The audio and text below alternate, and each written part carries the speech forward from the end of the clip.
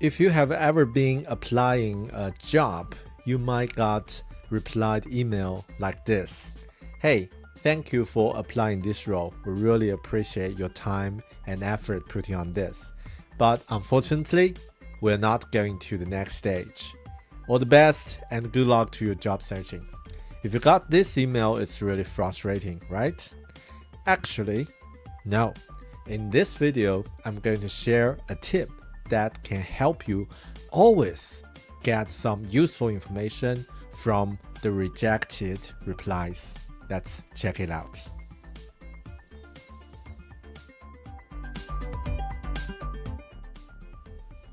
Hello guys, this is Bear Academy and I'm your host, Bear.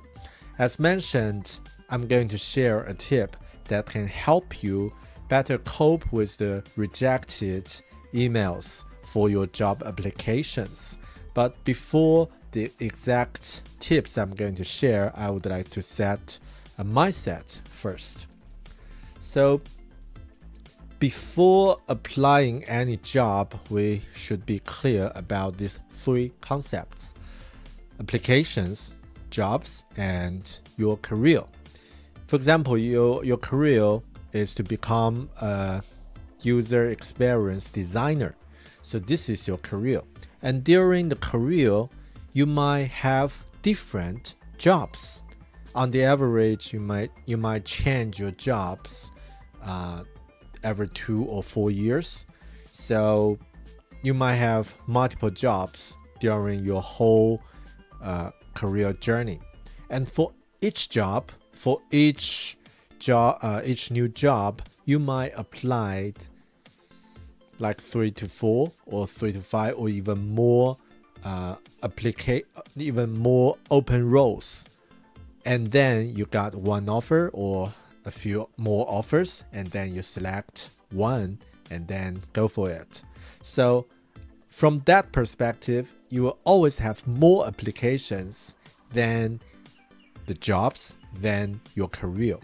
So which means that it's totally alright if you got some rejected applications, because even that will be good for you to understand what is the right thing, what is the wrong thing, and which direction is a better direction for you to go, because you can clear some error that you will not spend time and energy on that area, like an auto sweeper, right?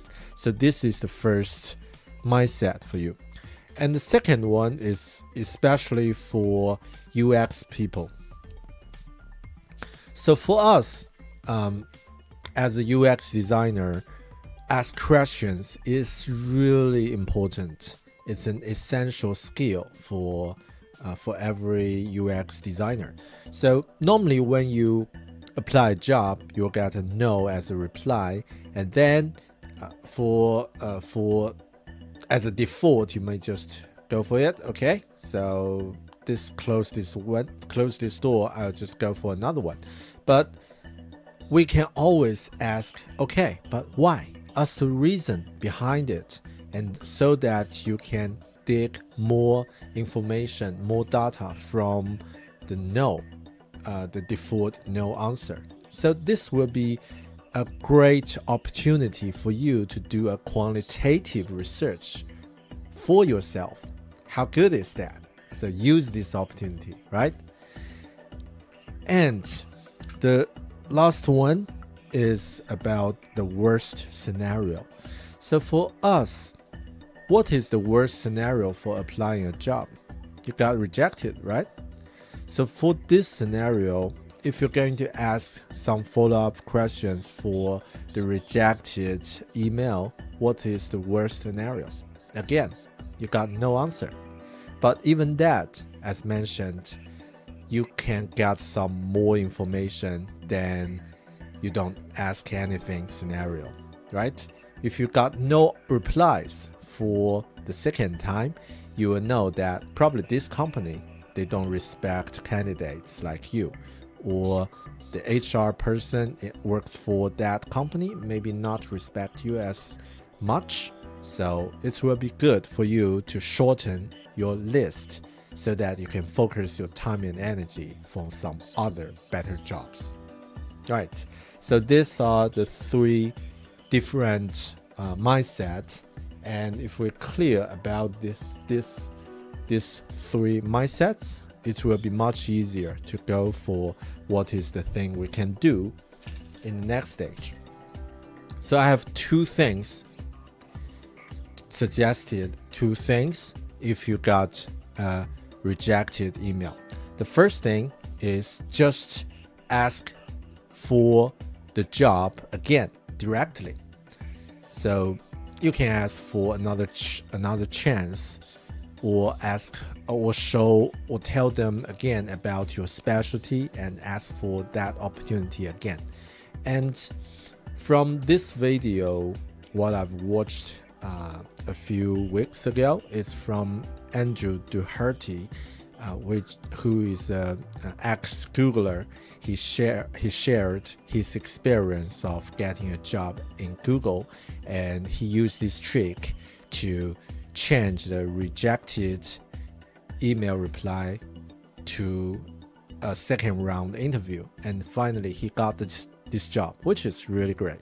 So I highly recommend to watch this video. But if you're not that confident to ask for the job again, probably the other thing you can also do is to ask for feedback. You can ask why I'm rejected. What the things from your perspective that I can improve, and if I want to get this job, what is your expectation for me, or anything like related. By asking the questions, the follow-up questions, you can do a better time. You can do a better job next time. So these are the two things you can do. And finally, let me share some real examples, because okay, here's the first one. This one, I got a rejected reply from a job interview, and they just said, sorry, we don't match, and it seemed not fit this role. And I think at that time I thought it would be great that I asked for follow-up questions and to find out some feedback, because I personally don't feel that I fit that company that much, but it will be always good to hear something from the hiring manager. So I asked him, hi, I was informed that my application will not be taken for next stage, and so thank you for the time. Could you give me some feedback from the designer's point of view? And it will be really appreciated. So very quickly, I got his reply, the hiring manager's reply, saying this. So the first things, you seems like an awesome evangelist for design with the ability to lead and mentor other designers. And but as a business, we've become very strong in design, CX, and UX in the last year. So from this, I know, okay, probably they are not hiring someone can guide and lead other designers. They would like to hire some designer can actually do some detailed deliverables, which is good for me to know that I know, okay, I'm good at the skill, I'm confident at my skill, and got validated from his reply. And the second one is that right now we have a ton of underlying complexity and requires an enormous amount of problem solving, which we don't feel was demonstrated in your recent work. So this is what I've learned, that I can do some discovery during the job interview and find out what they really expected, and then try to highlight what I'm able to do that, because I think I do have this skill and experience they required, but I didn't show it to them during the interview or during my portfolio. So it will be good for me to improve that. So this is the first example. The second example is another conference that apply for an opportunity to be as a speaker. But I also got rejected. So they say it is a very common and standard rejected reply. Hey Bear, thank you for your submission to such and such, and unfortunately, I'm sorry to say that after a very tough review process, we're not able to offer you a spot in our 2020 lineup, and they didn't reveal details about that. So I was started to get concerned about, is that my topic was not good enough, or I still need to improve my preparation about my topic. So anything, and yeah, I just sent them and follow-up email to ask, could you give me some feedback on my proposal? I know you're super busy, but even 1 or 2 lines will make my day. So this is really polite, right? So after that, the lady, she gave me the feedback, like really detailed feedback. I really appreciate that.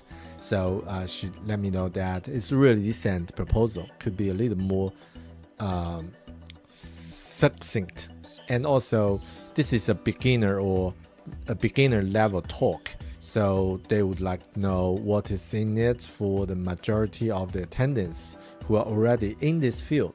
And according to my understanding, the conference they are holding is for middle or senior level of the designers, so which means that my proposal for junior level or for early level talk is not appropriate. That means that I can do that in other types of the conference. So I can target on other early entry level conference that I can do a better job, or I can have better opportunities according to that. So this is the actual example of how I'm used the follow-up question to find out more information and help me to do a better job in the next time. Hope you will like it, and really thanks for your time on watching this. At last, I want to ask, what would you ask if you got a rejected reply like this? What would you ask? Would you ask for another job opportunity directly, or you ask for some feedbacks?